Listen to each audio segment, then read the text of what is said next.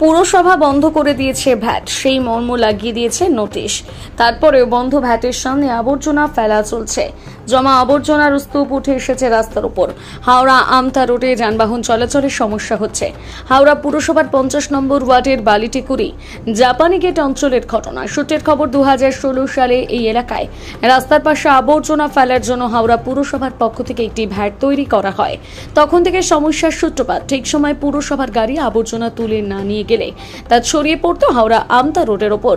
এই নিয়ে স্থানীয় বাসিন্দারা পুরসভাতে প্রতিবাদ জানালেও কোনো ফল হয়নি। সম্প্রতি এপ্রিল মাসে হাওড়া পুরসভা একটা বিজ্ঞপ্তি দিয়ে ভ্যাটটি বন্ধ করে দেওয়ার কথা জানিয়ে দেয়। ভ্যাট বন্ধ করে দেওয়ার পরেও সেখানে নিয়মিতভাবে আবর্জনা ফেলা চলছে। জমা আবর্জনা ছড়িয়ে পড়েছে রাস্তায়। দুর্গন্ধে এলাকার মানুষের প্রাণ ওষ্ঠাগত। পুরসভা এবং দাসনগর থানাতে জানিয়েও মেলেনি সুরাহা। সামনে ময়লা ফেলে রেখেছে, মানে যাতায়াত শুধু নয়, আমার কারখানাটা বন্ধ হয়ে যাবার উপক্রম। কারণ আমার কোনো লরি বা এই টোটো ফোটো মানে মাল নিয়ে আসা বেরোচ্ছেও না আজকে 15 দিন ধরে, এবং পার্টিরা মালও দিচ্ছে না। আমার কারখানাটা বন্ধ হয়ে যাবার উপক্রম। কারণ আমি 2-4টে লোক নিয়ে এখানে করে খাই, আমার জায়গাটা বহুদিনের।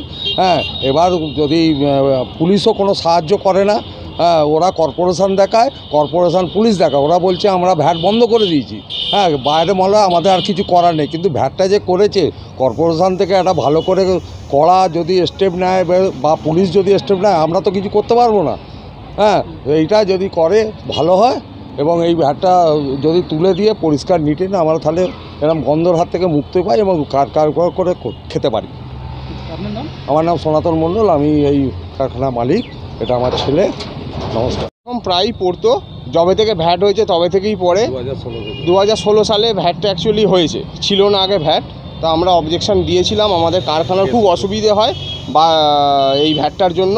তো আমরা অবজেকশন দিয়েছিলাম, কিছু কাজ হয়নি, উল্টে আমরা কেস কামারি করেছি, কেস চলছে আমাদের।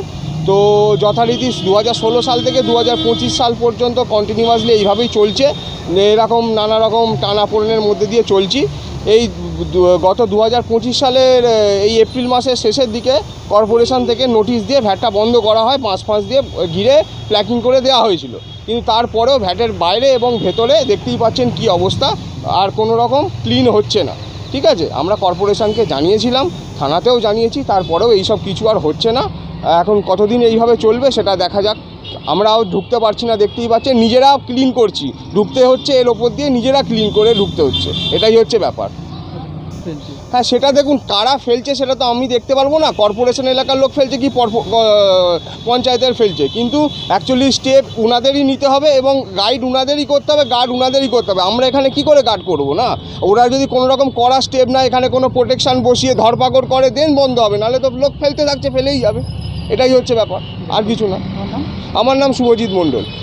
नॉर्थ हावड़ा में अब सभी लोगों को पता है कि वहाँ पे जो काम हो रहा है शालकिया वाटर ट्रीटमेंट प्लांट का, वो बहुत बड़ा प्रोजेक्ट है। 280 करोड़ रुपया का वो प्रोजेक्ट है, और वो प्रोजेक्ट एक बार हो जाने से हम लोग का ऑनरेबल चीफ मिनिस्टर का ब्लेसिंग से वो प्रोजेक्ट शुरू किया गया है। एक बार वो ख़त्म हो जाएगा तो नॉर्थ हावड़ा का आने वाले काफ़ी सालों के लिए वहाँ का पानी, सिर्फ नॉर्थ हावड़ा नहीं, नॉर्थ हावड़ा, बाली, साथ ही साथ हम लोग यहाँ पे सेंट्रल हावड़ा, साउथ हावड़ा, सब लोग बेनिफिटेड होंगे। तो ये एक बहुत बड़ा प्रोजेक्ट है। तो ये प्रोजेक्ट करने के लिए थोड़ा बहुत हम लोग को कठिनाई तो उठाना पड़ेगा, लेकिन साथ ही साथ हम लोग को पता है कि वहाँ पे रोड्स एक्सकवेशन हो रहा है, पाइप लेइंग चल रहा है। तो उसको वजह से हम अभी ये बारिश में काम को थोड़ा वहाँ पे रुका की गया है, आप देखेंगे।